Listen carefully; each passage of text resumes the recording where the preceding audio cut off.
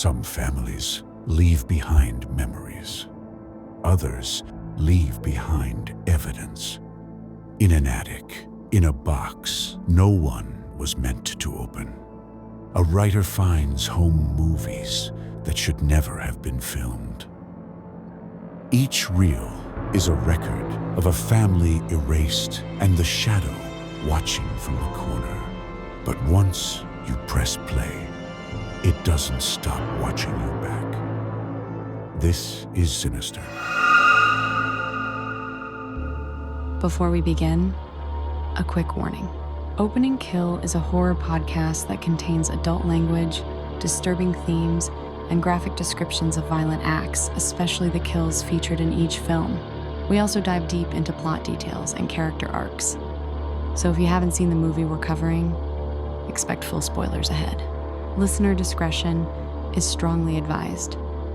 Opening Kill, the horror podcast that slices deep into the genre we love. We're talking slashers, supernatural nightmares, creature features, and everything in between.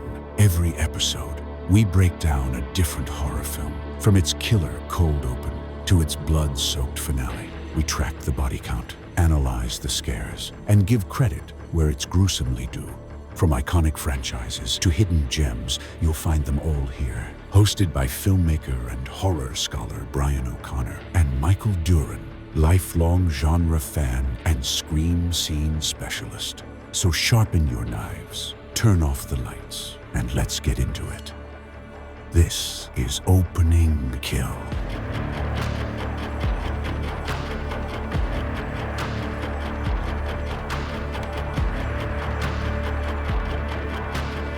Welcome to Opening Kill. Hopefully you're fully digested at this point from the Thanksgiving holiday. I know I'm just getting there, finally. My name is Michael Duran, along with my co-host, Brian O'Connor. Hello, and yeah, I'm sort of digested, I guess. I don't know, it was a very lethargic weekend. Dude, my brain, like my body's digested everything, but I still feel like my brain is just like in a fog, like a turkey coma almost. Yeah. Because turkey does put you to sleep. It's a little scientific and I certainly didn't want to go back to work today after the long weekend, but I did it. Same. Yeah. I did not. I was originally going to work on Friday, and then I just woke up on Friday. I was like, yeah, I'm not going to do that. I took the whole full 4 days off. So nice. Yeah, going back was not fun. No, never is. It really isn't. It's kind of bullshit, for being real. I mean, adulting in work is overrated, I think. I think if you can find a way to not adult, you're living the dream, actually. Totally agree. Well, welcome to Opening Kill, the podcast that talks about all things horror, episode 44. And this week's movie, Sinister. Yes. Which is great. Ethan Hunt and... Ethan Hawke. Fucking Ethan Hunt's the goddamn Mission Impossible guy, isn't he? Yes, he is. That's okay. Easy to mix up. I always, no matter how hard I try to beat it into my own head that it's Ethan Hawke, it's always Ethan Hunt to me. It's okay. We have literally no credibility anyway. So, I mean, what the hell? Just the way I like it. We can say anything. Exactly. Thanks to all the new listeners who have joined us over the past week, and of course on YouTube as well. Our YouTube channel continues to grow, so subscribe to us there. You can see the video version of this podcast. Maybe next week, because we're still having issues with the Black Friday episode. Hey, the Black Friday episode wanted to take a long weekend too. It's just taking its time. It's a holiday film, and it wanted to take a holiday, so yeah. The audio's out there if you want to listen to it, but the video version will be out there as well. Hopefully it's out there by now. I don't know. Hopefully, we'll see. So I didn't actually watch anything new. I rewatched a horror film that I watched years and years ago. The original The Haunting from 1963. Oh, shit. Like old. Old school. Very solid. I liked it better than the remakes that have been out, especially the Catherine Zeta-Jones, Owen Wilson version, which was all right. But the original, there's something about it. I know you're not really like into the old horror films, but Yeah. This one was pretty entertaining. That's one it's based off the book The Haunting of Hell House, right? Hell I think it's House. Hell House. Yes. Yeah. Yeah. That's actually one of the first like horror novels that I read. It kind of kicked off my love of like horror in book form. So I really like the book. I still have not actually watched either versions, even though I do love Owen Wilson. He's great in Cars, Lightning McQueen. He was good in The Haunting. It just was kind of a different take on it, which I wasn't real big on. And I know it got panned by critics when it came out as well. But, the original was actually pretty damn good. I'll probably at some point watch both, I would say, because I have heard enough good things about the original that I should probably at least give it a try. Mm-hmm. But if you haven't read the book, I recommend it. Have you? Yes, I own the book. And nice. I actually watched the movies first. And then because of the movies, I got the book. And the book was pretty cool. I really enjoyed the book. It had like a cool little, like, almost twist ending. And I'm sure for the time it was very groundbreaking. Yeah, I think so. It's actually, you see some movies and stories recycled that exact type of twist to this day. So I think it was kind of cool to see something that old be so groundbreaking. Definitely. Yeah, I didn't watch any new horror movies besides obviously rewatching Sinister, but I did watch the Jim Carrey The Grinch, and I do have to say something. I'm one of the people who love that version, and I do think Jim Carrey deserved an Oscar nomination for that role. It is so iconic. Like, it's one of those that I think is better with time. Like, I don't know. It's so funny. It's so original. I think his take on it is fantastic. So that's all I watched was The Grinch. But as I was watching, I was looking at him. I'm like, this is like, he's really good in this. Like, it's kind of crazy how good he is in that. I agree. And what's interesting is to see Taylor Momsen, Cindy Lou Who, go on to become the lead singer and founder of the Pretty Reckless hard rock band. And now she's out there, in these skimpy clothes and costumes and doing her thing, strutting her stuff on stage. And you kind of feel dirty watching,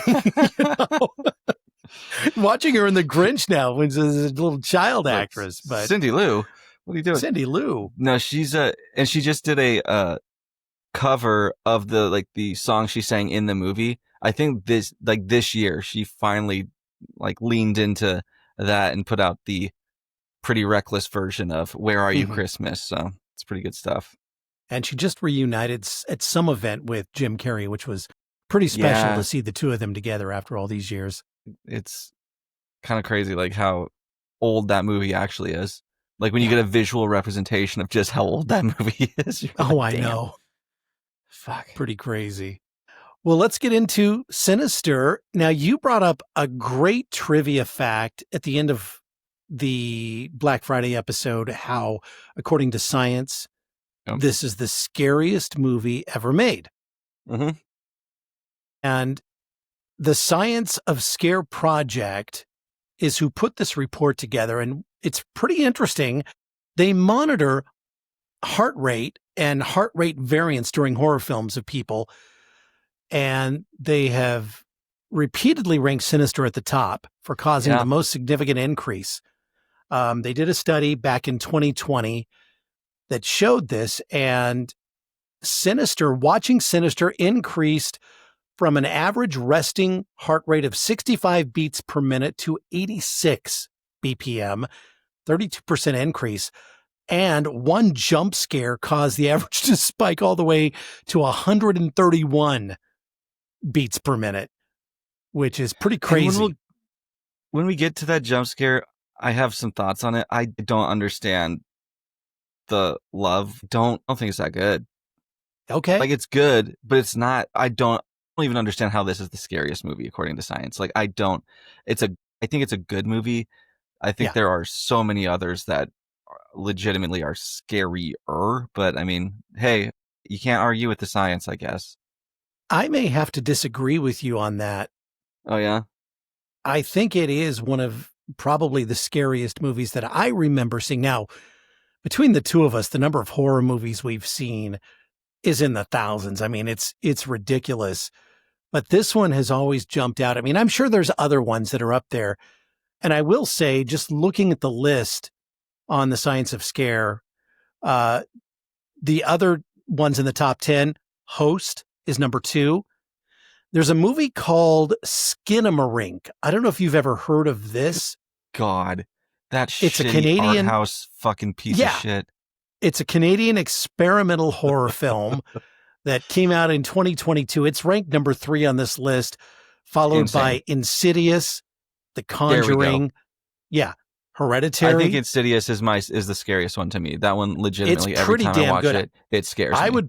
I would put it above The Host. I would put it number 2 if you're gonna. The Host is crank it up. The Host is that one that's like the little river monster thing, right? Yeah, like that. Yeah, that is not a scary movie. It's fun, but this is science, so it must be true. Science. I'm a science denier, I guess. Hereditary was followed by both Smile movies. Number 9, I can get down with that. The Exorcism of Emily Rose. Interesting. And number 10 was Talk to Me. So, interesting. Yeah. That's a very like, and I fear is so subjective. So it's like, it's impossible. It's impossible for all of those to hit with every person. Right. But I think Smile for sure deserves it. Insidious, absolutely. And then even like, I think the first Conjuring is legitimately a scary movie. Mm-hmm. Oh, it scared me. That was still to this day. I mean, it's right up there as one of the scariest modern day horror films, I think. Mm-hmm. Yeah. I think James Wan is brilliant with his camera work and everything. So I think. Yeah. Definitely deserves it. Just the facts on Sinister, directed by Scott Derrickson, written by Scott and C. Robert Cargill, released October 12th, 2012, runs 109 minutes, rated R. They filmed it in LA and New York. Stars Ethan Hawke, Juliette Rylance, Fred Thompson, James Ransone, Michael Hall, Diodario, and Claire Foley. Thing was made for $3 million, which is fairly cheap, and made almost $83 million at the box office. And brilliant tagline, once you see him, nothing can save you. I mean, what more do you need to say? Nothing can save you, so you're fucked. Right? And I mean, totally. And in honor of Ethan Hawke's character, who drinks a shit ton of whiskey when he starts seeing things in this movie, cheers, I have my whiskey that I will be consuming throughout the entire podcast episode tonight. So, and by the way, cheers. Drinking it the correct way, neat, not on the rocks. So there you go. Oh, you're like that song. You like your whiskey neat. Well, the ice waters it down, so you don't want that, right? See, but you don't drink whiskey. I'm a little baby boy when it comes to whiskey. I'm like, ooh, that doesn't taste yummy. Whiskey doesn't taste yummy. Yeah, there's no sugar in this. No, not at all. There's nothing. Let's stick to a White Claw, please.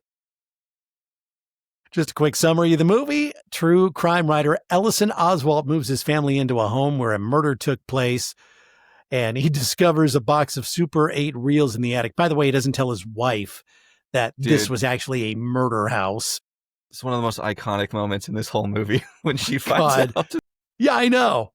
Each film shows a different family being killed in increasingly disturbing ways, all connected to a mysterious figure lurking in the background.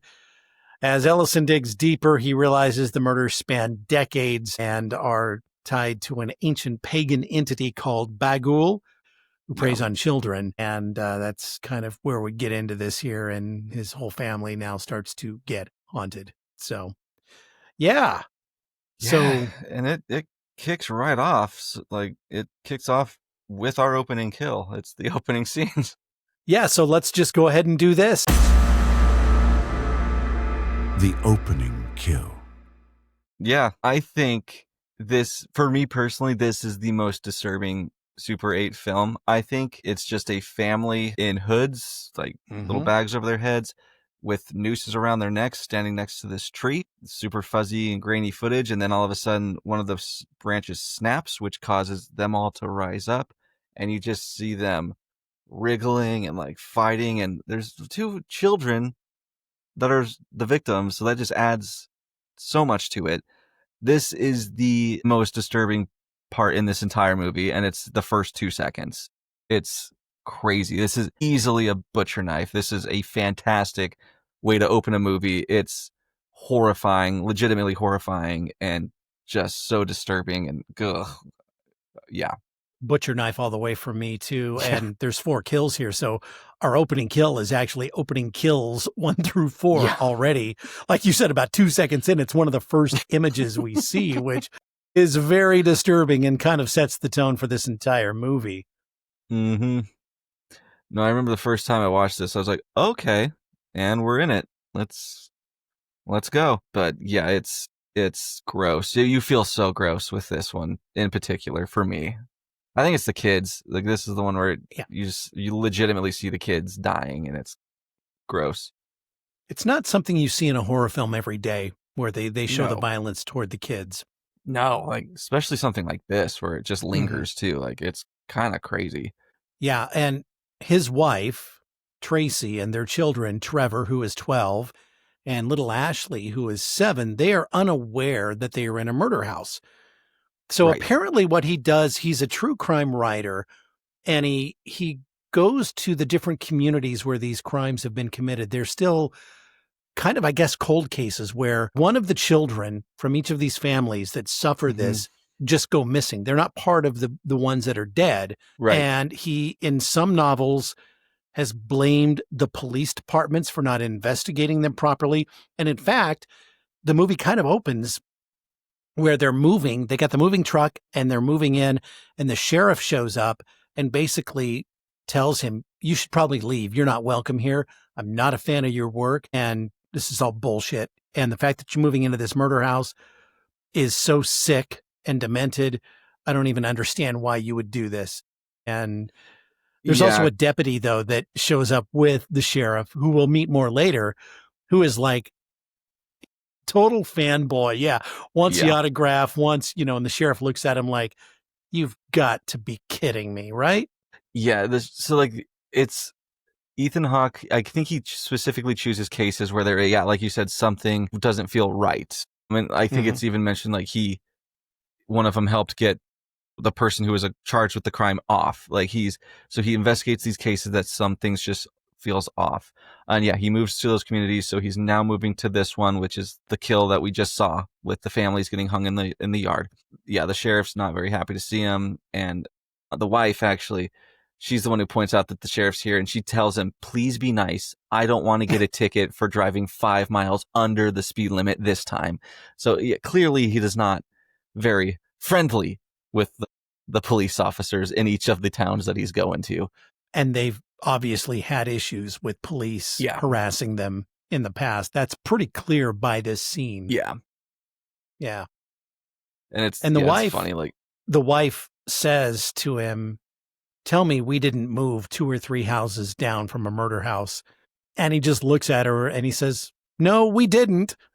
And it's like, dude, you're going to try and she's going to find out here eventually. She's going to run into somebody in town that's going to let her know. Yeah, technicalities on wordplay is only going to get you so far, dude. Like, this is kind of a big deal. and they have 2 kids that are going to school in the town. Like, it's gonna come up. But just like, I don't understand. Because she wouldn't have moved there if she knew. So I think it was just like one of those where he just had to tell her. It's also very heavily shown that the family's kind of over it. Like, they're over moving to these different towns. Like, they're kind of sick of his career. They're still supporting him because they love him, but it's something that's taken a number on the family. So they would have definitely just not moved if he would have told them. So I think he just had to, I guess, do what he thought he needed to get him there, but it's fucked up. Like, God. Well, and they're in financial straits because they have 2 mortgages, one on the house they just left and now this house. And so he needs a best-selling book to get them out of the hole.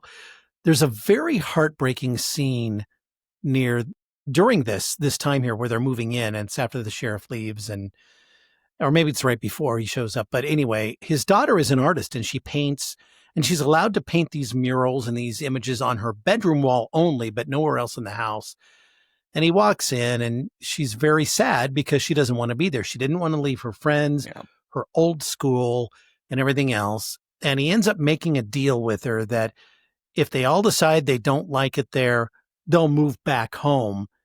But he says, here's part of the deal. You have to at least try and like it here. And she just looks so sad.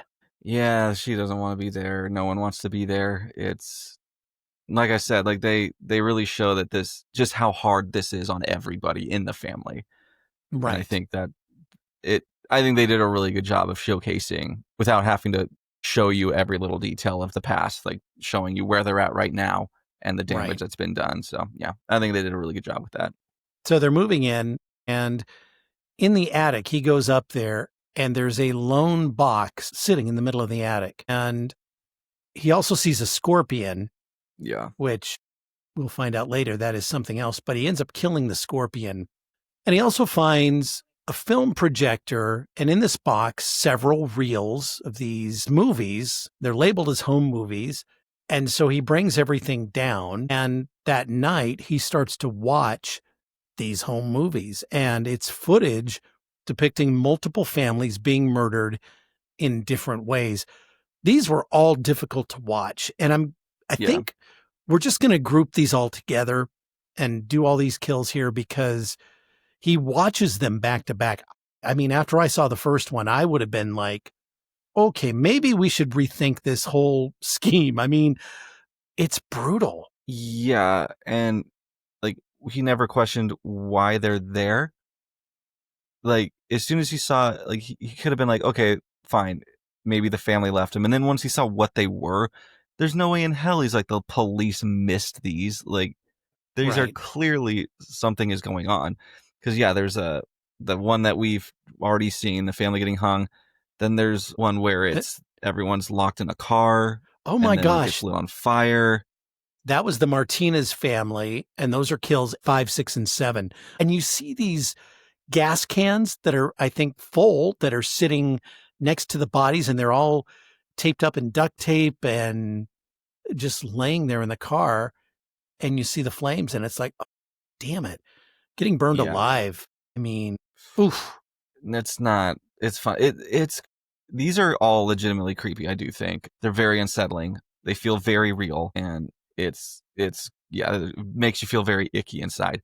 And then like another one this is another one that's I think is probably the second creepiest. It's the pool party.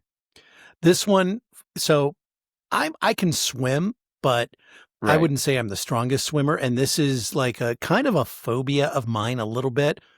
I mean, I will swim in a pool, but I will not go out into the lakes or oceans just because I've seen too many of these movies. This one legitimately scared me. Yeah. I mean, you see the family like duct taped to these like pool chairs, and they're all on a rope, and then you see like them just get pulled in to the pool, and they just drown there at the bottom of the pool. And is it right now where he sees Bughuul for the first time? I think, yeah, he sees it. Yeah, he thinks he sees them immediately. So yeah, he sees this person just standing there in the bottom of the pool, and he pauses it, and he's like, "What the fuck?" And he goes to like look closer at it, and that reel just then catches fire.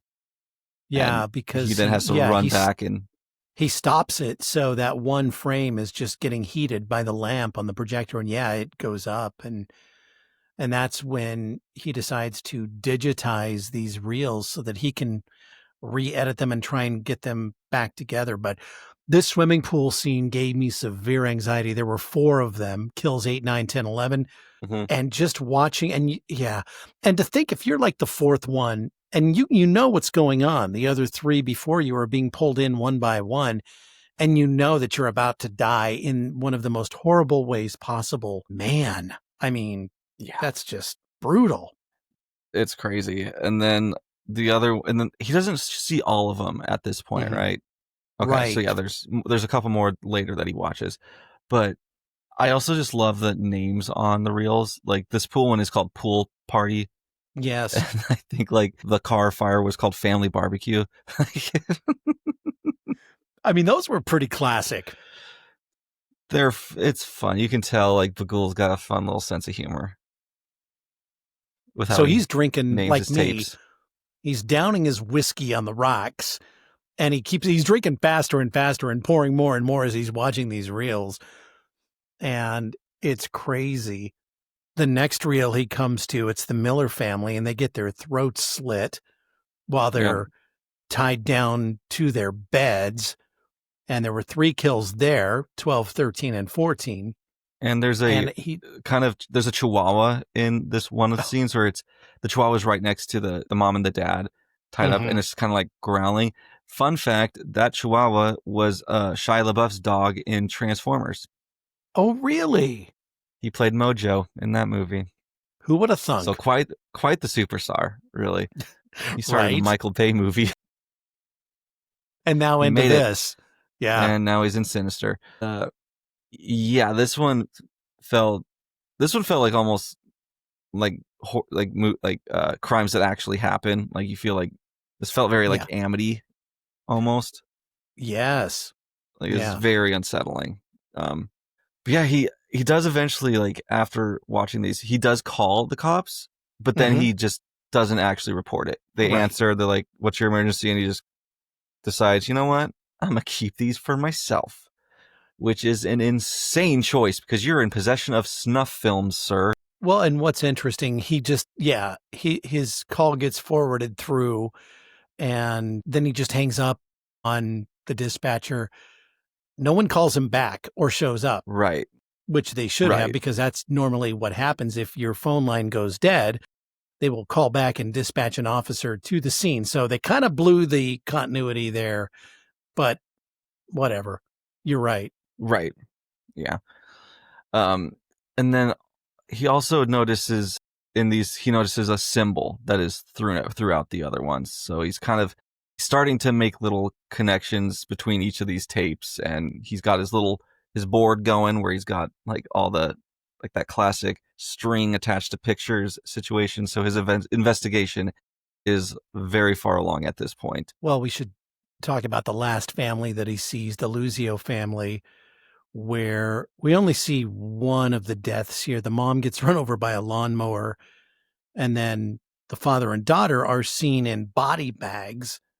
So there's kills 15, 16, and 17. And I'm assuming this is the jump scare that is like everyone says is crazy. Because it's just you see the lawnmower, like the camera's just pointed at the lawnmower, just going along the lawn. And then all of a sudden there's a person's head there that it just runs over. And fun fact, Ethan Hawke didn't see any of these beforehand. So his reaction to that one where he goes like, "Whoa!" That was his authentic reaction to seeing that for the first time. Oh, I didn't know that. Yeah.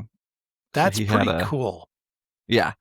That's a fun little tidbit there. And I mean, it is jarring. It's very just suddenly there, but it didn't make me jump. It's not because I'm like some macho guy. It's just, I don't know. I don't think it's as good as everyone says it is. Like, this is one where people are like, this is like one of the greatest jump scares of all time. And I'm like, it's good. I don't know about that. It is good, but is it the best of all time? I don't know. Yeah, I don't think it's the best of all time. But it is. It's good. Like, I'm not trying to take anything away from it, but I do feel like science is being a little bit dramatic with this movie. So he goes back up to the attic, and he discovers a king snake inside a film canister, and because he hears like footsteps. He hears someone's walking up there. Yeah. So during his investigation, he's like, okay, what the fuck is going on here? So he goes up there and he sees the lid just in the middle of the floor. And so, he flips it over and there's a snake just under there, which is disgusting. I hate snakes with a passion. I know they serve an important part of like the ecosystem or whatever, but no, kill them all. And he also finds childlike drawings illustrating the murders on the inside of this canister lid. And the drawings reference a figure named Mr. Boogie. It shows in all of these families we just talked about, it's a drawing of all the bodies, how they were laid out in the murder. And then another person sketched named Mr. Boogie. And so Ellison accidentally falls through the attic floor as he's trying to get away. And a deputy responds to the emergency call and offers to assist him. Ellison, as you mentioned earlier, refers to him as Deputy So-and-so. And Deputy So-and-so is one of the best characters in this movie. He's the one that was at the beginning of the film that wanted to get the autograph of him and brought a copy of one of the books, and the sheriff just looked at him and shamed him into putting it away and everything. So he comes in, and how he brings it up is so funny, because he's like, you know, at like the end of the books where you're always just like, I couldn't have done this without like the help of the police department. I could be that for you. Let's not be subtle or anything. Yeah, no. Yeah, he's like, you know that thing at the end where you think, he's like, the acknowledgement? He's like, yeah, like, I want to be your police helper here. And I mean, he takes him up on it because he needs all the help he can get. So he's like, sure, you know what? You can be that for me, Deputy So-and-so. And that's what he calls him throughout the whole movie, which is also fun.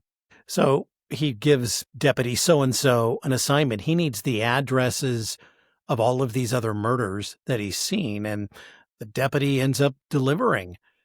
And, you know, we learn that the murders occur in different cities over several decades, beginning all the way back in 1966. And then in each case, a child actually disappears. So the family is killed minus one child who just disappears. So everyone, they know now that every single one of these has a one missing child. So they're kind of starting to put the things together. And that's also something Deputy So-and-so says. He's like, I'm not like the smartest guy, but I recognize like a pattern. So do you want to tell me a little bit more what's going on? Exactly. And also he replays some of the footage from when he fell, and he notices there's little ghost hands all over him. Yeah. Which would freak me out. Right. And so one of his, throughout this stuff that's going on, his son actually starts having night terrors again, which is something that he had outgrown. He hadn't had them in a long time, and he's now just started to have them, and they're worse than they ever were.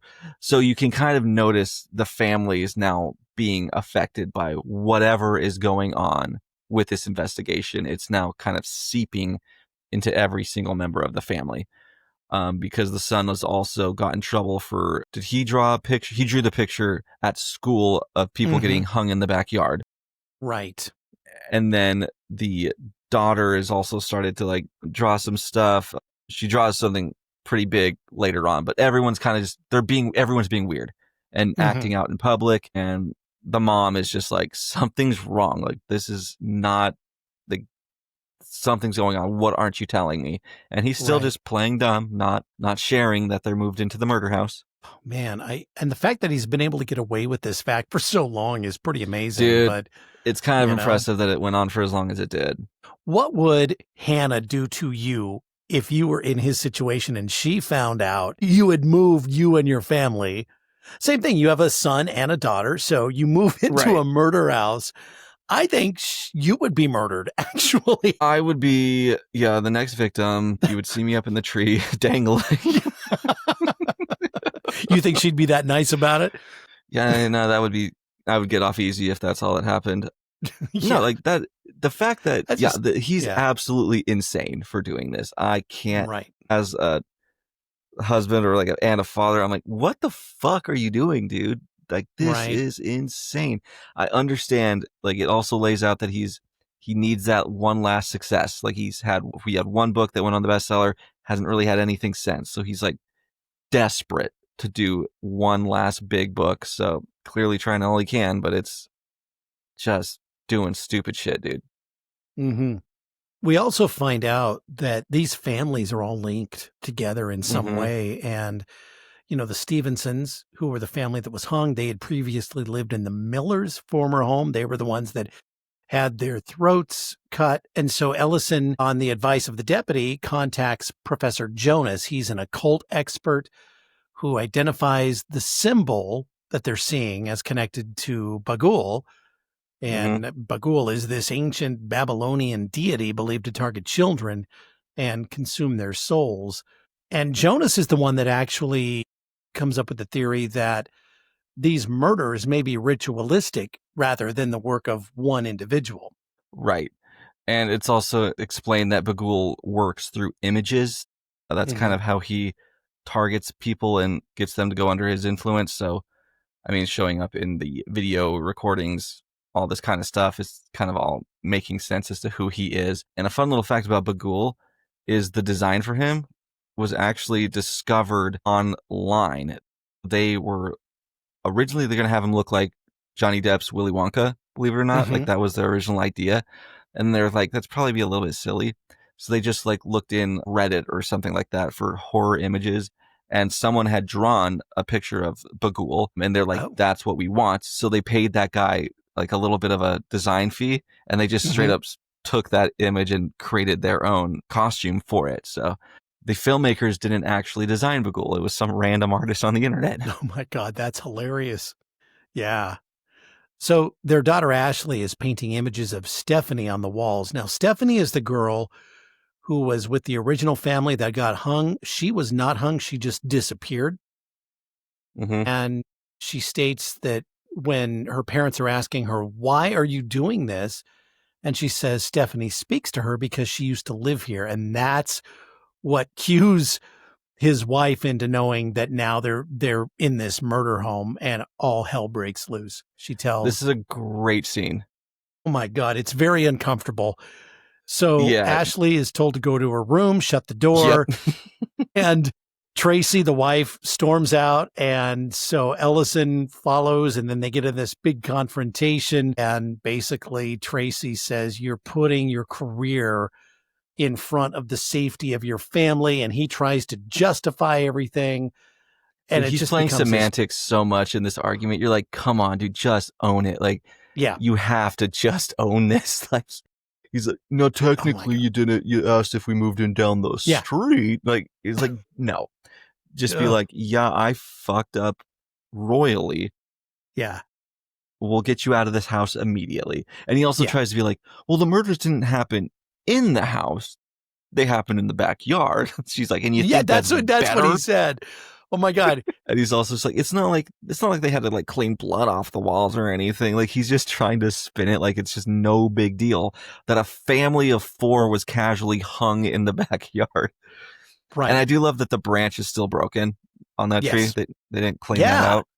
Yeah, they never did take care of that. You would have think they would have brought in arborists to, I don't know, maybe clean up that tree, maybe take that tree out altogether, right?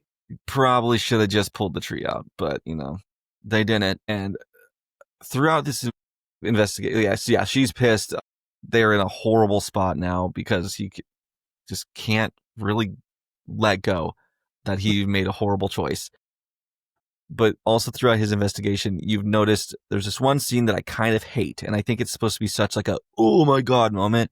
It's when there's an image of a ghoul on the screen and the image looks over at him and then looks back. I think it's really cheesy. Oh my God. See, I liked that actually. You did? It was kind of, I mean, I've seen that effect in other horror films, but I actually liked that effect.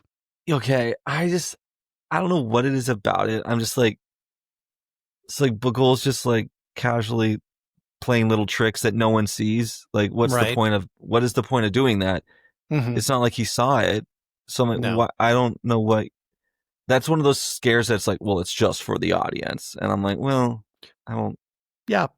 I happen to like it. I thought it was pretty cool. And it was like, oh, and then he turns back because he senses some movement and he turns back. And at that point, Bughuul is already back into the original position he was in to begin with. So, and speaking of sensing movement, there's also a scene because a lot is happening where it's hard to piece it together exactly when it goes down.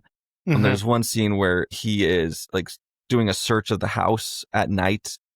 Oh yeah. And you see all the ghost children just like, and they'll be right behind him. And then as soon as he turns, they'll like go into a separate room. So he always just misses them. But my favorite one is when he's walking down this long hall and you just see this kid like behind him, like right here. And the kid just starts sprinting towards him. And then as he turns around, he just tapers off to a separate hallway. I think that's one of the best scenes in this movie as well. I think it's so eerie, just how he sprints towards him and he's just missing him. Every time he turns his head, they just got out of frame. I think it's really effective. We'll talk about this more at the end, but that's my favorite scene in the film, to be honest. And because you see every kid and they all yeah. have a different little moment.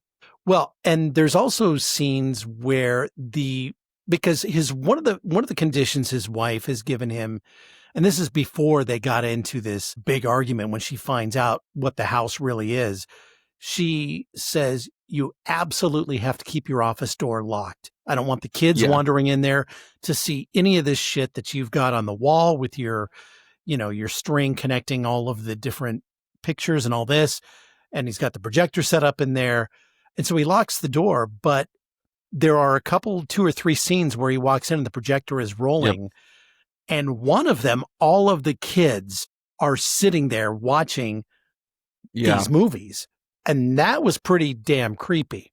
Yeah. And it's kind of crazy because one of them, this kid's just like creeping up on like a dresser or something. So her face is like right next to his when he's looking around, and he just doesn't see her. And they're all kind of like, their faces all look like a little bit like zombified almost, like something's off with them. They don't look fully human. And I think this is the scene where after he's done like looking through the whole house, he goes up to the attic and he sees all of them up there watching tape.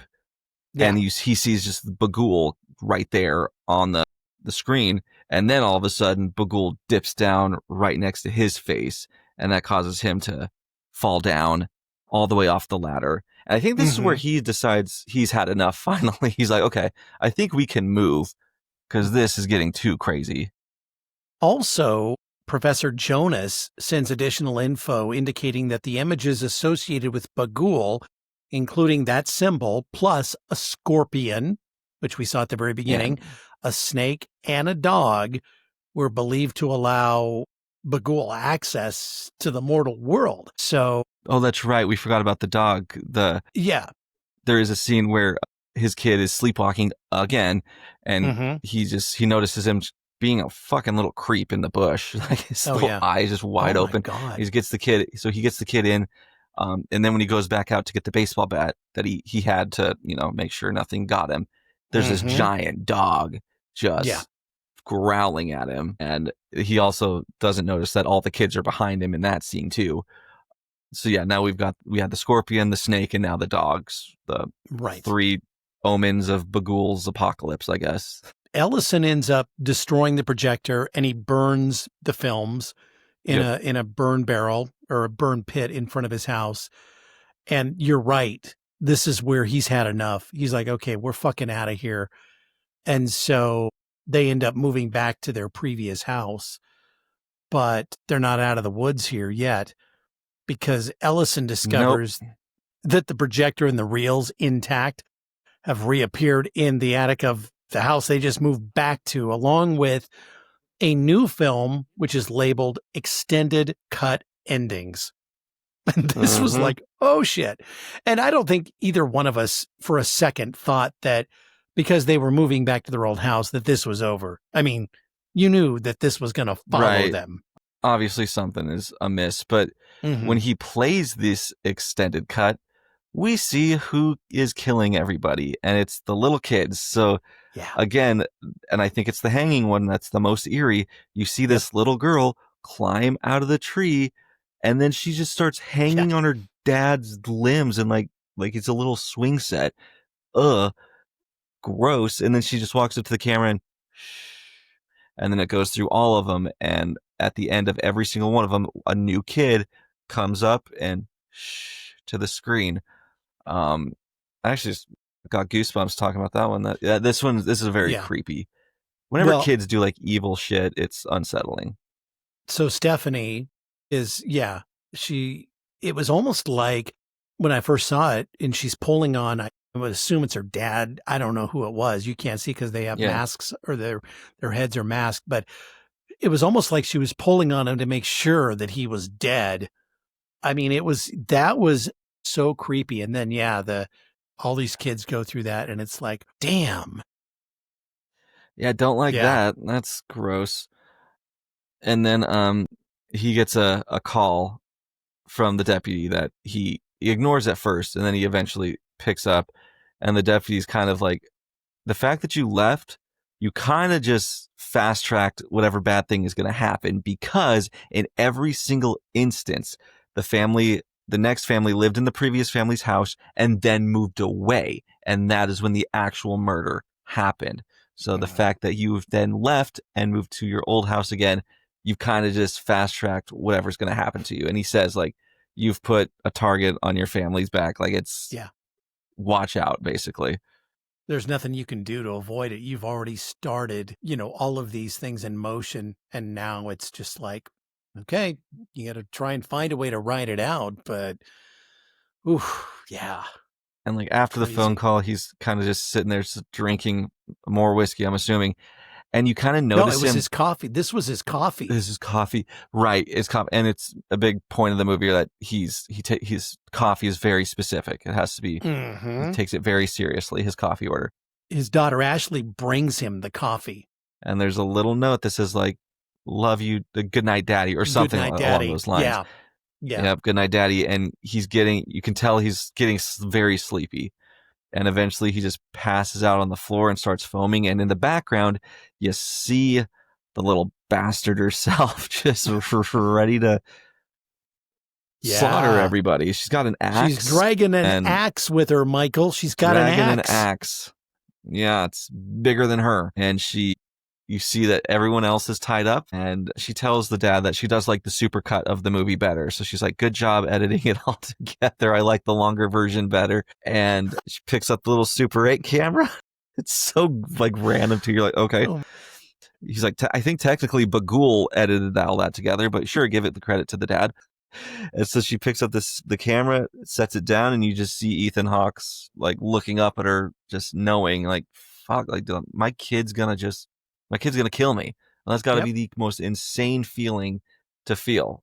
I can't even wrap my head around that. And then it just kind of like cuts. And this movie actually really isn't that violent. I know we've said a lot of really violent stuff. Very little blood in this movie.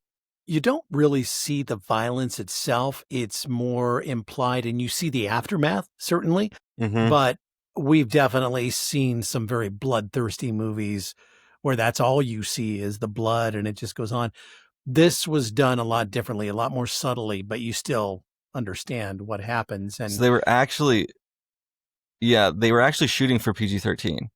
And it kind of was like the Conjuring situation where it gets R just for being disturbing.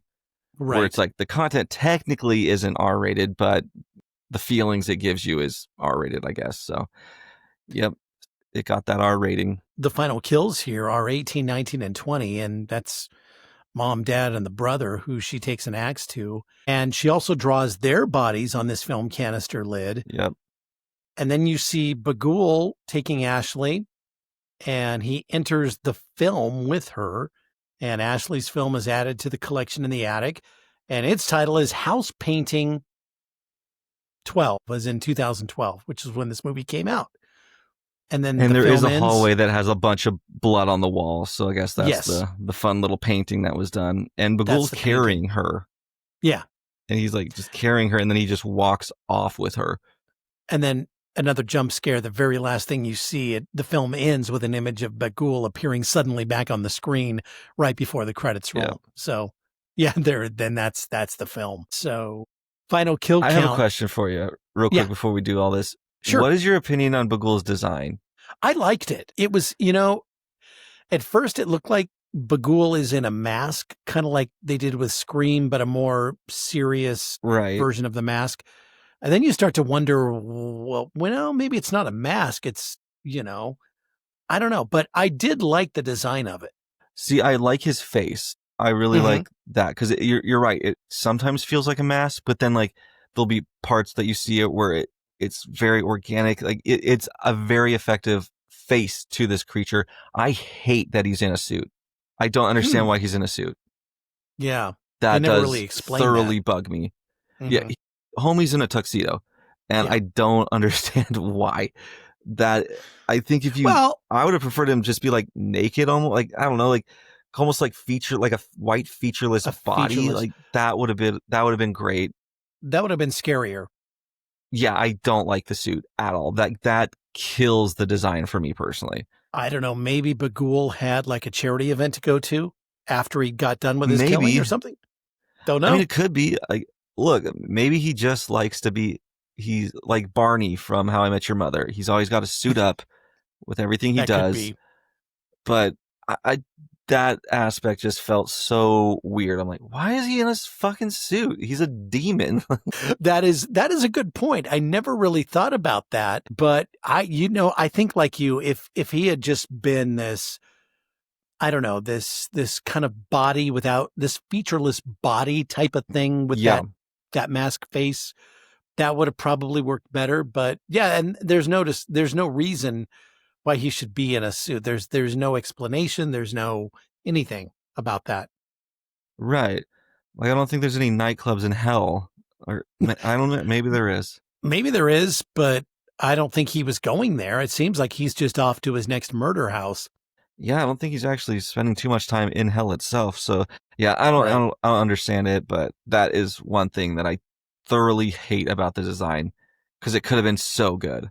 So the final kill count ended up being 20. Now that does not include the abducted children. And because it's kind of not real clear if they're dead or if they're dead, but they're still living in some other dimension here, right? Yeah. I don't know entirely what's going on with them as far as their level of aliveness, but they're totally. They're more alive than their parents, I can tell you that much. Oh God, yeah, they are for sure. Who was your favorite character? Oh, easy Deputy so-and-so. I think he is so funny. His because one of my favorite lines in this whole movie is when he's talking about like the footsteps he heard in the attic. He's like, it couldn't have been a snake because snakes don't have feet. Yeah. That's right. He did say that. He's like, I also saw a scorpion earlier. He's like, well, those do have feet, but I don't think it would have been loud enough for you to hear it. He insisted it was raccoons. He's just silly. Squirrels. Yeah, he thought it was That's squirrels. what it was. Yeah, he's like, I think it's squirrels. But like that whole scene was just so funny. And I like that he was the comic relief, but he's also like thoroughly efficient at his job. It's not like he's this bumbling officer who can't do anything right. Like he gets all the information he needs very quickly and efficiently. So I just love him. Deputy so-and-so is my favorite. And I like that he doesn't have a name. He was mine too. And I agree with you. It's kind of funny because when you meet him and, he actually later in the movie, you meet him at the top of the movie when he's got he wants to get an autograph. The sheriff shuts him down. Then he comes back later after Ellison falls through the ceiling. He's such an awkward geek fanboy. He's almost uncomfortable to watch, but and you think he's just going to be this idiot deputy, but he's got it together. And because later when he gets all this information, he's relaying it in a very intelligent manner and his ideas are very there. And it's like, he just went from being this total geek to this, like, I don't know, somebody who's very on it. And like, And there's also this line where he's talking about how he would have got it to him sooner, but he had to wait for the sheriff to leave. So he's not only getting all this done quickly, but he's doing it on very limited time because he can't just do it throughout his day because the police department is not okay with him giving this information out. So he's having to be very sneaky about it on that end. He's like really fucking good at his job. So I really like that they made him so efficient.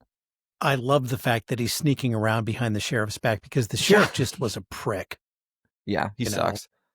Fred Thompson was the actor. He was a Hollywood icon for so many years, and then he got into politics, became a congressman, but he plays those really tough as nails characters. And I think this was probably one of his last films because he passed away, I think not too long after that, but he was the perfect character for that sheriff because it was just like kind of pissed me off the way he was talking to Ethan Hawke's character. Yeah, no, he sucks. And I don't think he had to act too much because it seems like that's kind of how he was in real life. Kind of seemed that way. Yeah. My favorite kill, just because of the way it affected me, was the swimming pool kills. And it just really, really kind of killed my soul a little bit watching this. And it was like, oh my God. So those probably my favorite kills were those ones in this movie. That's fair. That's my second favorite kill scene. The opening, the family hanging is probably my favorite. Feels like a weird thing to say in this instance, but it affected me the most. Right. It affected me negatively and made me thoroughly uncomfortable and squirming. So let me ask you this, Michael. Do you think you had that reaction to that scene because you're a father now and you have 2 young children, as opposed to maybe when you first saw this movie and, you didn't have any kids? Yeah, no, for sure. That was because when I did first see it, like it didn't stick out as anything like that crazy. And just even, the first scene, just watching that happen, it was totally different this time around. Okay. And everything about it, even like every decision Ethan Hawke's character makes in this was amplified for me because now I do have like a family with children. I was like, dude, what the fuck are you doing? Like, come on. It made it really kind of hard to root for him, for sure. It's interesting because I don't have any kids that I know of, but even I had that same reaction to him, really kind of risking the safety of his family to write this book. And all of the excuses he came up with, trying to defend his decision just didn't fly with me. No, they're so selfish. Like everything he's doing is so self-serving. It's crazy. Yeah. Yeah. So my favorite scene in this movie, as I mentioned earlier, was the scene where Ellison is cruising through the house at night and these abducted ghost kids are running behind him, around him, and he doesn't see them. He gets a sense of something there when he'll turn around, but they're gone. But I think that's probably my favorite scene in this movie. It was just, I like the way it was done. Yeah, I think that might be mine, but I'm going to do a different one just to be different. It's a scene we didn't talk about. It's one where Ethan Hawke has a picture of this landscape, and there's a tiny little picture of Bughuul in the background, and he's holding up to his window. And then when he takes that picture down, Bughuul is in that exact same space out in his yard. And I think that was a really fucking good jump scare. So my favorite scene is probably the one you mentioned, but I'm going to go with this one as a second option just to talk about it because we didn't get around to it while we were talking about the movie. It's really effective. That's pretty good. We really don't have a final girl or a final boy score here. No one really survives this thing. How screwed are we? I would say I would be totally screwed in this situation. I would make all the wrong decisions. I don't think I would be able to get out of this alive. I mean, I don't think you can really. It's one of those where, you're dealing with a demon and you don't really, there's nothing you can do to fight against him. So, I think I'm screwed. Everyone, if they're in this situation, is totally screwed. Yeah. What do you give this for a star grade? I think I'm going to do like 4 stars. Like, it's really, really good. I do hate to say it's a little bit overrated because I do think it's really good.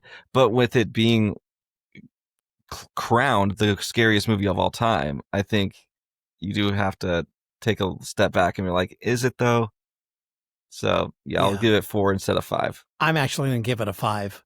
I think it's one of the scariest movies I've ever seen. I loved everything about it. There were a few things that were a little bit over the top, but I would give it a full 5 stars. I don't give those out too often, but this one, it really was a scary film. And, I know that you got the science. We talked about that at the top of the show, how it is one of the scariest ever made. I tend to agree with that.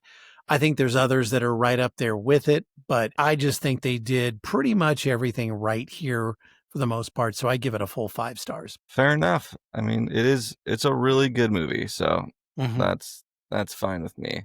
Coming up, we have the Scare preview. Michael and I will preview some films we're excited about. But first, much love to our good friend Courtney and the Jaunty Haunts podcast. Yes, every single week she is discussing a new crazy story from her just life that she deals with on the day-to-day basis of seeing ghosts. It was a secret she kept for 30 years and finally has decided to share it with the world, and she's invited other people who have similar abilities onto the show to talk about their experiences. It's a really cool show. So if you're into anything paranormal, Jaunty Hans has really got you covered. She had your wife, Hannah, on for a couple of episodes, and Hannah shared some really cool stories. We should have her on this podcast one of these days. I don't know who will watch the kids, but, but we should have her talk about some of this stuff and tie it into some of these movies that we've seen too. But it was fascinating. Yeah, no, hers was really cool. And she actually told me that she has a relative that was in the original Pet Cemetery. So if we cover that one, what? She should be on for it. Yeah. Well, we should just do that. Yeah, we'll pencil it in this season. I know we'll find a spot for it. But yeah, we will find a spot for that. Note to self, Pet Cemetery. You're talking about the original Pet Cemetery. Yeah, like the TV movie one. The TV movie one, or actually the movie one? Wasn't it a TV movie? No, it was like a theatrical release movie. Okay, well then, yeah, it just maybe the 80s, that one. Yep. Yeah, it was back I want to say it was like 85, 86, something somewhere in there. Yeah. So, well, no, we definitely. In fact, the book is behind me too, so we definitely need to get Hannah and talk about Pet Cemetery. So, yeah. Add it to the agenda. Perfect. It's on there. So, right on. So, anyway, back to Courtney. Make sure you check out Jaunty Hans. It is the premier paranormal podcast and very entertaining. Courtney is just so cool, and the stories that she has, I mean, they're just fantastic. And so I highly suggest, if you've not checked out Jaunty Hans, do so wherever you get your favorite podcast. All right, so scare preview time, and Michael and I picked movies that we're kind of excited about. So mine, I don't think we're going to have a match this week, Michael, because Michael and I don't discuss these ahead of time. Mine actually just came out a couple of days ago, but I'm still kind of sneaking it into this. It is a Swedish horror film, so you have to read the subtitles on it. I have not watched it yet. It is called From Darkness and directed by Philip W. De Silva. The cast, all Swedish actors who I've never heard of before, but I watched the trailer. And it's about a park ranger. She and her ex are investigating a missing woman's case in a Swedish nature reserve. They explore haunted caves, they face their past, and uncover dark secrets while battling a mythical creature. As I said, it came out just a few days ago, this past Tuesday. It is called From Darkness, and I'm very excited to watch it. Not a theatrical movie, it's on video on demand, so I'll be pulling that up here and watching it very, very soon. But it looks really good. And if it's good enough, I don't mind reading the subtitles, but it's got to really kind of get my attention. No, for sure. I mean, I always am down for a creature features. I'll check that one out. Speaking of creature, there's a creature in my movie. It is the upcoming remake of The Mummy. And this one is going to be done by Lee Cronin. He just did Evil Dead Rise. So if you like that one, I thoroughly did. I'm excited for his take on The Mummy. Mm-hmm. It's part of Blumhouse's like rebooting of all of these Universal horror movies. They've done The Wolfman already, Invisible Man, and now they're tackling The Mummy, and I cannot wait. I love all of these reboots. I even like The Wolfman. I know most people didn't, but I enjoyed it. I did. I liked it too. I thought it was fun. So, and this one, just based off his previous work, it's going to be gnarly. So I cannot wait. It is coming out April 17th. So yes, The Mummy. So not too long to wait. Nope. Just around the corner. All right.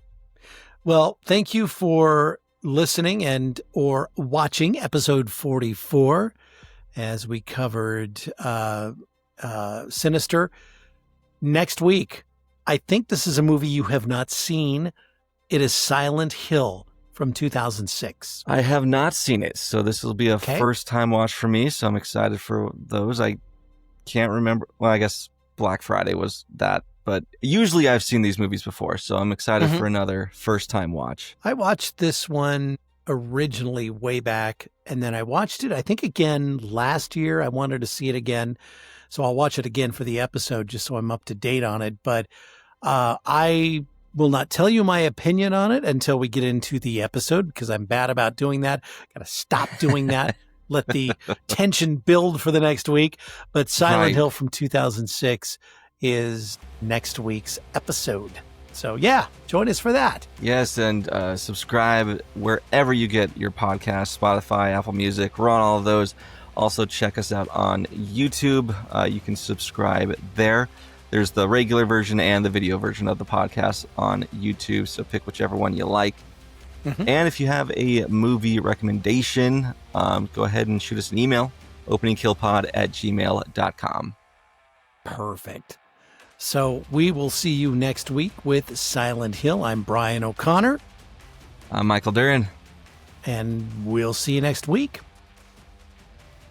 Opening Kill is produced by Mystic Cloud Productions and hosted by Brian O'Connor and Michael Duran. New episodes drop every Thursday wherever you listen to your favorite podcasts. And don't forget, you can watch the video versions on YouTube. See you next time. If you survive the opening kill.